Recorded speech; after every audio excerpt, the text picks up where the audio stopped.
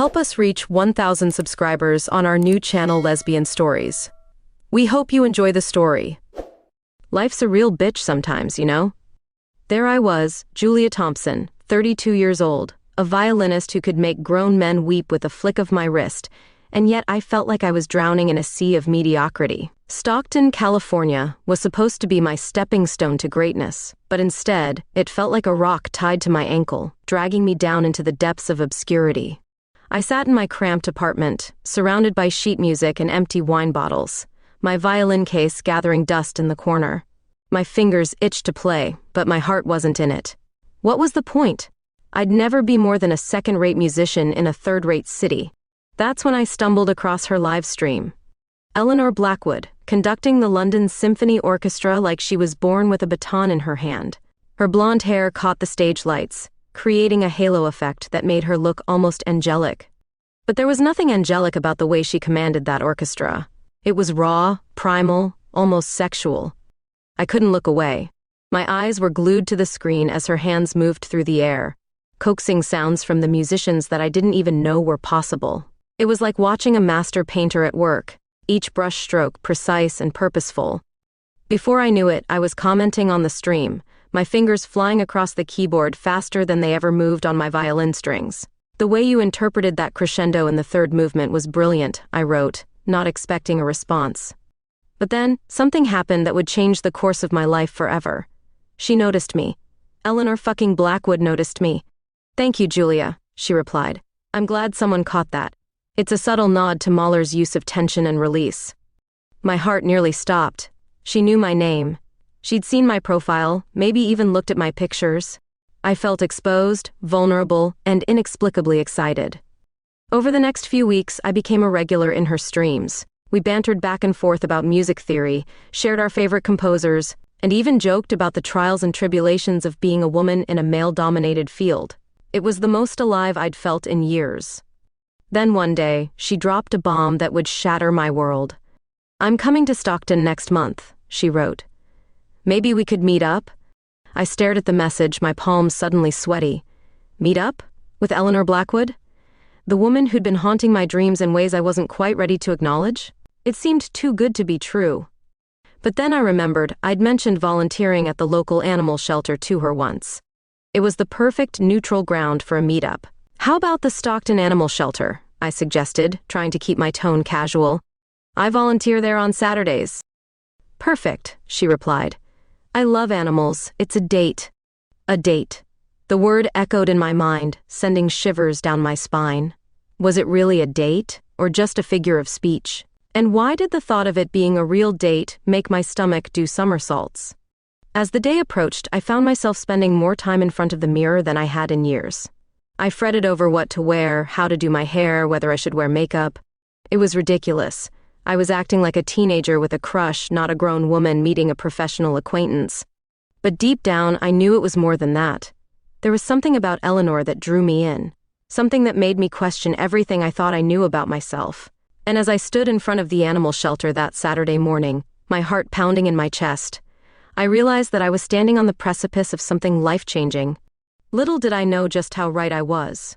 As I saw a tall blonde figure approaching from the parking lot, my breath caught in my throat. Eleanor Blackwood, in the flesh, was even more stunning than she'd been on my computer screen. And as our eyes met, I felt a jolt of electricity that would have put Beethoven's Fifth to shame. This, I realized with a mixture of excitement and terror, was going to be one hell of a symphony. As Eleanor approached, I felt my heart doing a tarantella in my chest. She was even more striking in person, her green eyes sparkling with an intensity that made me weak at the knees. I silently cursed myself for feeling this way about a woman. This wasn't me, was it? "Julia?" Her voice was like honey, smooth and rich. "It's so wonderful to finally meet you in person." I managed to stammer out a greeting, feeling like a awkward teenager instead of a grown-ass woman. But Eleanor's warm smile put me at ease, and before I knew it, we were chatting like old friends as we entered the shelter. The cacophony of barks and meows greeted us, and I watched in awe as Eleanor's face lit up. She moved from cage to cage, cooing at the animals and asking their names. Her passion was infectious, and I found myself relaxing, forgetting about the strange flutter in my stomach whenever our eyes met. Oh, look at this little guy, Eleanor exclaimed, kneeling in front of a cage housing a scruffy terrier mix. He's adorable. I knelt beside her, our shoulders brushing. The contact sent a jolt through me, but I forced myself to focus on the dog. That's Max. He's been here for a while. Nobody wants an older dog, I guess. Eleanor's face softened. That's terrible. They have so much love to give. She turned to me, her eyes intense. You know, Julia, that's what I love about music. It's ageless, timeless. It doesn't matter if a piece is centuries old or brand new. If it speaks to your soul, that's all that matters. I nodded, struck by her words. I've never thought about it that way before. She smiled, and I swear the room got a little brighter. That's why I was so drawn to your comments on my streams. You have a unique perspective, a way of hearing music that's refreshing. I felt my cheeks heat up at the compliment. Thank you, that means a lot coming from you.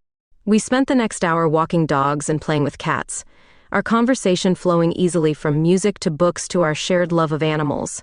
I found myself opening up to her in a way I hadn't with anyone in years. There was something about Eleanor that made me feel seen, understood. As we were washing our hands after cleaning out some cages, Eleanor turned to me with a mischievous glint in her eye. So, Julia, I have a confession to make. My heart skipped a beat. Oh? I may have done a bit of research on you before coming here. I hope you don't mind, but I looked up some of your performances online. I felt my face flush. Oh God, those old videos? They're terrible. Eleanor shook her head emphatically. No, they're not. They're raw and passionate. You have an incredible talent, Julia. Why aren't you playing professionally? I looked away, uncomfortable with the praise and the question. I don't know. I guess I just never felt good enough. Eleanor's hand on my arm made me look up. Her touch was gentle, but it sent sparks through my body. You are good enough, Julia. More than good enough, in fact. She paused, biting her lip in a way that was entirely too distracting. I have a proposition for you. Before she could continue, a commotion broke out in the dog area. We rushed over to find Max, the terrier mix, had somehow escaped his cage and was running amok, knocking over food bowls and barking excitedly. Shit, I muttered, trying to corner the wily dog. Eleanor jumped in to help, and soon we were chasing Max around the shelter, laughing despite the chaos. Finally, I managed to grab him, but as I lifted him up, he shook vigorously, spraying water and dog shampoo all over Eleanor and me. For a moment, we just stood there, dripping and disheveled, staring at each other in shock. Then Eleanor started to laugh, a deep, rich sound that filled the room. I couldn't help but join in, and soon we were both howling with laughter, tears streaming down our faces. As our laughter subsided, I became acutely aware of how close we were standing. Eleanor's blonde hair was plastered to her face, her green eyes bright with mirth. A drop of water traced its way down her neck, and I found my eyes following its path, my breath catching in my throat. Eleanor must have noticed my gaze because her laughter faded, replaced by something else, something heated and intense. She reached out, brushing a strand of wet hair from my face. Her touch was electric, sending shivers down my spine. Julia, she murmured, her voice low and husky. But whatever she was about to say was interrupted by the shelter manager bursting into the room, drawn by the commotion. We sprang apart, guilty as teenagers caught making out behind the bleachers. As we explained the situation and helped clean up the mess, I couldn't shake the feeling that something fundamental had shifted between Eleanor and me. The air crackled with unspoken tension, and I found myself hyper-aware of her every movement, every glance. When it was time to leave, Eleanor turned to me with a smile that made my knees weak. I'm in town for a few more days. There's a concert tomorrow night I'm conducting. Would you like to come? I nodded, not trusting my voice. As I watched her walk away, her hips swaying in a rhythm that would put Tchaikovsky to shame, I realized I was in deep trouble. Because for the first time in my life, I was falling for a woman, and not just any woman, but Eleanor fucking Blackwood, the most brilliant conductor of our generation. What the hell was I going to do? I spent the entire next day in a state of nervous anticipation, vacillating between excitement and panic. What the hell was I thinking, agreeing to go to Eleanor's concert? I stood in front of my closet, surrounded by a sea of discarded outfits, feeling like I was losing my damn mind. Get it together, Julia, I muttered to myself. finally settling on a sleek black dress that hugged my curves in all the right places. As I applied a touch of lipstick, I caught my reflection in the mirror. My blue eyes were wide with a mixture of fear and anticipation. Who was this woman staring back at me? The concert hall was packed, a sea of Stockton's elite in their finest attire. I felt out of place, like an imposter in this world of wealth and culture. But then I saw her, and everything else faded away. Eleanor stood at the podium, resplendent in a tailored tuxedo that accentuated her lithe figure. Her blonde hair was swept up in an elegant chignon, exposing the graceful curve of her neck. As she raised her baton, the entire hall held its breath. And then, magic happened. I'd heard orchestras before, hell, I'd played in them. But this was something else entirely. Eleanor didn't just conduct, she danced with the music, coaxing sounds from the instruments that I didn't even know were possible. Her body swayed and moved, every gesture precise and filled with passion. I found myself entranced, my eyes never leaving her form. The music swelled around me, but all I could focus on was the way Eleanor's hands moved through the air, the subtle shifts in her expression as she guided the orchestra through the piece. At one point, her eyes found mine in the crowd. The intensity of her gaze nearly knocked me out of my seat. For a moment, it felt like we were the only two people in the room, connected by an invisible thread of music and something else, something I wasn't ready to name. The concert ended to thunderous applause, but I barely noticed. I was too busy trying to calm my racing heart and make sense of the whirlwind of emotions coursing through me. As the crowd began to disperse, I felt a tap on my shoulder. I turned to find a young man in a suit smiling at me. "Miss Thompson? I'm Eleanor's assistant. She'd like to see you backstage if you're available." I nodded, not trusting my voice, and followed him through a maze of corridors. With each step, my heart rate increased. What was I doing? Why did the thought of seeing Eleanor alone make me feel like I was about to jump off a cliff? And then, there she was. She'd shed her jacket, and the white shirt underneath clung to her body in a way that made my mouth go dry. Her hair had come slightly undone, giving her a disheveled look that was far too appealing. "Julia," she breathed, her face lighting up. "You came?" "Of course," I managed to say. "That was incredible. I've never heard anything like it." Eleanor's smile was radiant. "Thank you. But enough about me. I want to hear you play." I blinked, taken aback. "What? Now?" She laughed, the sound sending shivers down my spine. "No, not now, but soon. I meant what I said yesterday, Julia. You have a gift. I want to help you share it with the world." I felt a blush creeping up my neck. I don't know what to say." Eleanor stepped closer, her green eyes intense. "Say yes, let me help you. We could make beautiful music together, Julia." The double meaning in her words wasn't lost on me. My heart was pounding so hard I was sure she could hear it. We were standing so close now I could smell her perfume, something subtle and intoxicating. I started to say, but the words died in my throat as Eleanor reached out, her fingers brushing a strand of hair from my face. The touch was electric, sending sparks through my body. Time seemed to slow down. I saw Eleanor's gaze drop to my lips, saw her lean in ever so slightly. Every fiber of my being was screaming at me to close the distance, to find out if her lips were as soft as they looked. But fear gripped me at the last second. I pulled back, my breath coming in short gasps. "I'm sorry," I stammered. "I can't. I'm not." Pain flashed across Eleanor's face, quickly replaced by a carefully neutral expression. "I understand," she said softly. "I'm sorry if I misread the situation." I wanted to tell her she hadn't misread anything, that I was just scared and confused. But the words wouldn't come. Instead, I mumbled another apology and fled, my heels echoing in the empty corridor as I ran away from the most intense connection I'd ever felt with another person. I spent the next few days in a haze, alternating between replaying every moment with Eleanor in my mind and berating myself for running away. I threw myself into my music, playing my violin with a passion I hadn't felt in years. But every melody reminded me of her, of the way she moved when she conducted, of the intensity in her eyes when she looked at me. I tried to convince myself it was just admiration, just a deep appreciation for her talent.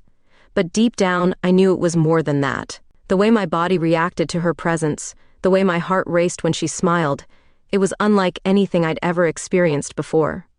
But I wasn't gay, was I? I'd never been attracted to a woman before. Then again, I'd never met anyone like Eleanor before, man or woman. As I sat in my apartment, surrounded by sheet music and half-empty wine glasses, I realized I couldn't keep running from this. Whatever this thing with Eleanor was, I needed to face it head-on. With shaking hands, I picked up my phone and dialed her number. It rang once, twice, 3 times.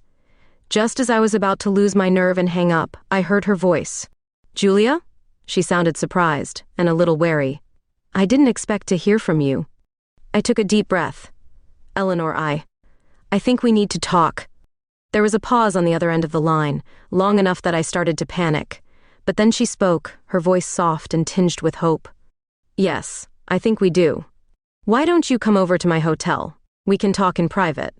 As I agreed and jotted down the address, I felt a mix of terror and exhilaration. I had no idea what was going to happen, but I knew one thing for certain. My life was never going to be the same after tonight. The drive to Eleanor's hotel was the longest 20 minutes of my life. My palms were sweaty on the steering wheel, and my mind was racing faster than a Paganini Caprice. What the hell was I doing? I'd never felt this way about a woman before. Hell, I'd never felt this way about anyone before. I found myself in front of her door before I was ready. Taking a deep breath, I knocked. The sound echoed in the hallway, matching the pounding of my heart. When Eleanor opened the door, all the air left my lungs. She was wearing a silk robe, her hair loose around her shoulders. She looked softer, more vulnerable than I'd ever seen her. "Julia," she said, her voice low and warm. "Come in." I stepped into the room, acutely aware of the tension crackling between us.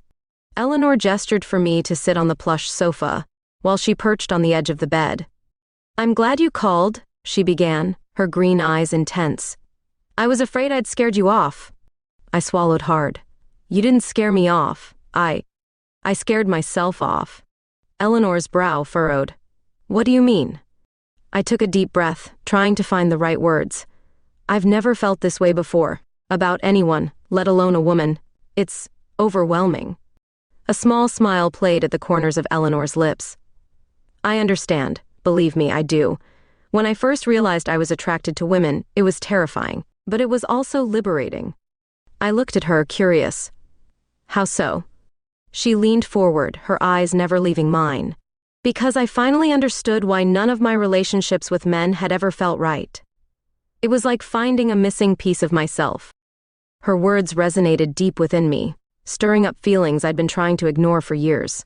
I think I know what you mean." Eleanor's smile widened. "Julia, I'm not going to pressure you into anything, but I want you to know that what I feel for you is real. It's not just physical attraction, it's a connection I've never felt with anyone else." My heart was racing. I stood up, needing to move, to do something with the energy coursing through my body. "I feel it too," I admitted, my voice barely above a whisper. "But I don't know what to do with these feelings." Eleanor stood too, moving closer to me. "We can take it slow. There's no need to rush into anything." But as she said it, she reached out, her fingers brushing against my arm. The touch sent sparks through my body, and before I knew what I was doing, I was leaning in. Our lips met, and it was like the world exploded into technicolor. Her lips were soft, so soft, and she tasted like mint and something uniquely Eleanor. I felt her hands tangle in my hair, pulling me closer, and I melted into her embrace. When we finally broke apart, we were both breathing heavily. Eleanor's eyes were dark with desire, and I knew mine must have looked the same. "Wow," I breathed. Eleanor laughed softly. "Wow, indeed." We spent the next few hours talking, kissing, exploring this new dynamic between us. It was exhilarating and terrifying in equal measure. By the time I left her hotel room, my lips were swollen and my heart was full. But reality has a way of intruding on even the most perfect moments. As I drove home, doubt began to creep in. What would this mean for my career, for my life in Stockton? And what about Eleanor's life? She was a world-renowned conductor, constantly traveling. How could we possibly make this work? I spent the next few days alternating between euphoria and panic. I threw myself into my music, practicing for hours on end. It was the only thing that could quiet the storm in my mind. Then came the fundraiser for the animal shelter. I'd agreed to perform, and Eleanor had promised to attend. As I stood backstage, my violin in hand, I felt a familiar presence behind me. Nervous? Eleanor's voice was low in my ear, sending shivers down my spine. I turned to face her, my breath catching at how beautiful she looked in a sleek black dress. A little, I admitted. She smiled, reaching out to squeeze my hand. You'll be amazing. I know it. As I stepped onto the stage, I felt a surge of confidence. I raised my violin and began to play. The music flowed through me, pure and passionate. I poured all of my confusion, all of my desire, all of my fear into the notes. When I finished, the room erupted into applause, but I only had eyes for Eleanor. She was standing at the back of the room, her eyes shining with unshed tears. In that moment, I knew. Whatever challenges we might face, whatever obstacles might come our way, this us was worth fighting for. As the crowd began to disperse, Eleanor made her way towards me, but before she could reach me, I felt a tap on my shoulder. I turned to find a man in an expensive suit looking at me with interest. Miss Thompson? I'm Robert Caldwell, from the San Francisco Symphony. That was an extraordinary performance. I was wondering if you might be interested in auditioning for us? I blinked, stunned. The San Francisco Symphony? It was an opportunity beyond my wildest dreams. But as I opened my mouth to respond, I caught sight of Eleanor's face. She was smiling, but there was a sadness in her eyes that broke my heart. I realized in that moment that I was standing at a crossroads. The path I chose now would change everything. My career, my life, my heart, it all hung in the balance. As Mr. Caldwell waited expectantly for my answer, I found myself frozen, caught between the future I'd always thought I wanted and the unexpected love that had turned my world upside down. What the hell was I going to do? I stood there, frozen in time, with Mr. Caldwell's offer hanging in the air and Eleanor's sad smile burning into my soul. My mind was a whirlwind of conflicting emotions. The San Francisco Symphony, it was everything I'd ever dreamed of, wasn't it?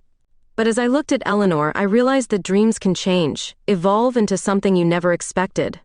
Mr. Caldwell, I finally managed, my voice steadier than I felt. I'm incredibly honored by your offer. Could I have some time to consider it? He nodded, looking slightly disappointed but understanding. Of course. Take a week to think it over. Here's my card. As he walked away, Eleanor approached, her green eyes searching my face. Julia, that's an amazing opportunity. You should take it. I reached out, taking her hand in mine. I don't know what I should do. Everything's happening so fast. She squeezed my hand, then let go, glancing around nervously. We should talk somewhere more private. We slipped out of the fundraiser and made our way to a nearby park. The night was cool, the stars twinkling above us like silent witnesses to our turmoil. We sat on a bench, close but not touching, the tension between us palpable. Julia, Eleanor began, her voice soft. I need to tell you something. My heart clenched.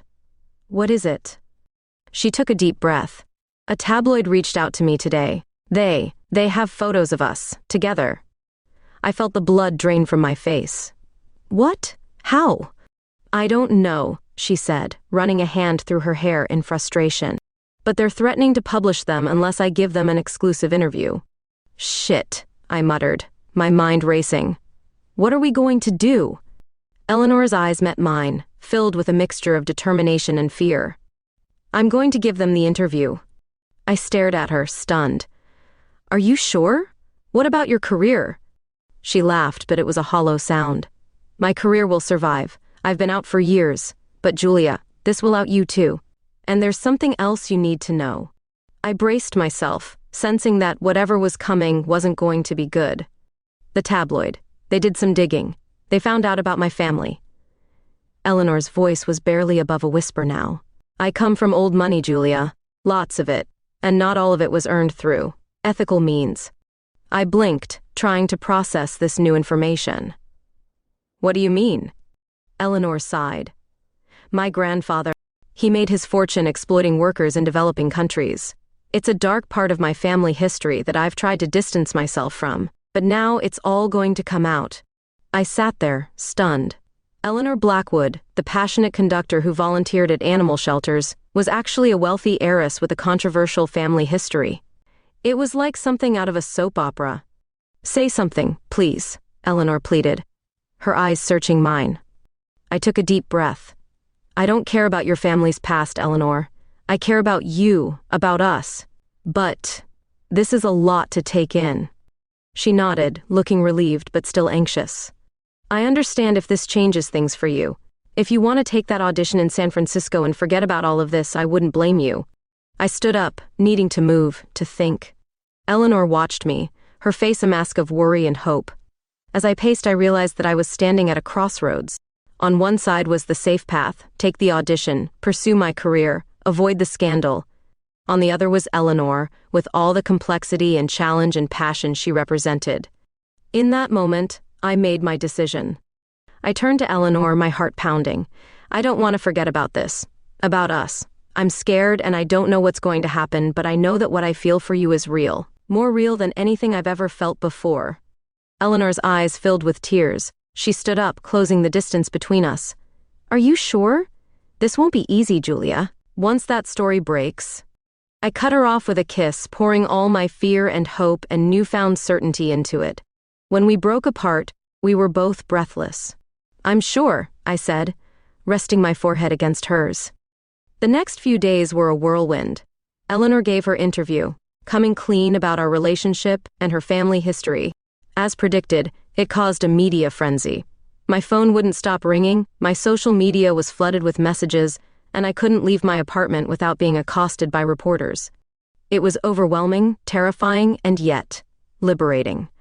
For the first time in my life, I felt like I was being true to myself. Eleanor was a rock through it all, fielding questions with grace, and standing up to the criticism with unwavering strength, but I could see the toll it was taking on her. Late at night, when we were alone, she would sometimes break down, worried that she'd ruined my life.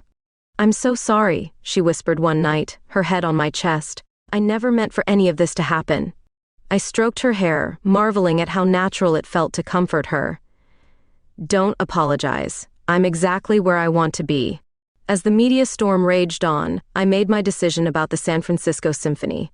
It wasn't an easy choice, but in my heart, I knew it was the right one. I called Mr. Caldwell and politely declined the audition. Are you sure? Eleanor asked when I told her. I don't want you to give up your dreams for me. I took her hand, marveling at how perfectly it fit in mine. I'm not giving up my dreams. I'm choosing a new one, a better one. The controversy didn't die down quickly. There were nasty comments online, judgmental looks when we went out in public, even a few hate-filled letters. But for every negative reaction, there was also support. Messages from young musicians inspired by our story, notes from other LGBTQ couples thanking us for our visibility. Through it all, Eleanor and I grew closer. We learned to lean on each other, to find strength in our connection. And despite the challenges, I found myself happier than I'd ever been. One night, as we sat on my small balcony watching the stars and sharing a bottle of wine, Eleanor turned to me with a mischievous glint in her eye. You know, she said, her voice low and sultry, we never did get to make beautiful music together. I felt a blush creep up my neck. Oh? And what did you have in mind, maestro? She leaned in, her lips brushing my ear. Why don't we go inside, and I'll show you. As I followed her into the bedroom, my heart racing with anticipation, I realized that this crazy, unexpected, beautiful love was the most exquisite symphony of all. Months passed, and the media storm gradually subsided. Eleanor and I settled into a rhythm, our lives intertwining like the melodies of a complex duet. But as the dust settled, I found myself facing a new challenge, rediscovering my place in the music world. I'd turned down the San Francisco Symphony, and while I didn't regret my decision, I couldn't help but wonder if I'd torpedoed my career for love. Eleanor, ever perceptive, noticed my restlessness. Julia, she said one evening as we sat on my worn couch, her fingers idly stroking my hair. I have an idea. I looked up at her, curious. Oh? She nodded, her green eyes sparkling with excitement. What if we combined our talents, created something new together? And just like that, a seed was planted. Over the next few weeks, we poured ourselves into a new project, a unique performance that would blend Eleanor's conducting with my violin playing, weaving classical pieces with original compositions. It was challenging, frustrating at times, but also incredibly fulfilling. We'd argue over tempos, debate chord progressions late into the night, then make up in ways that left us both breathless and giddying like love-struck teenagers. As we worked, I felt my passion for music reignite. This wasn't just about my career anymore. It was about creating something beautiful with the woman I loved. The day of our debut performance arrived all too quickly. We'd managed to secure a small venue in Stockton, nothing fancy, but it was ours. As I peeked out from behind the curtain, I was surprised to see the place packed. Nervous? Eleanor's voice was low in my ear, her breath warm on my neck. I turned to face her, drinking in the sight of her in her conductor's tuxedo. A little, I admitted. You? She grinned, that cocky smile that never failed to make my heart skip a beat. Terrified, but in a good way. As we took our places on stage, the audience fell silent. I raised my violin, locking eyes with Eleanor. She lifted her baton, and with a shared breath, we began. The music flowed between us, a conversation without words. Eleanor's conducting was as passionate as ever, but there was a new intimacy to it now. Each gesture, each look, was meant for me alone. And I responded in kind, my violin singing with a voice I never knew it had. We moved through our program, classical pieces giving way to our original compositions. I lost myself in the music, in the connection I felt with Eleanor and the audience. It was like nothing I'd ever experienced before. As the final notes faded away, there was a moment of silence. Then the audience erupted into applause. I looked at Eleanor, saw the joy and pride shining in her eyes, and felt my own eyes fill with tears.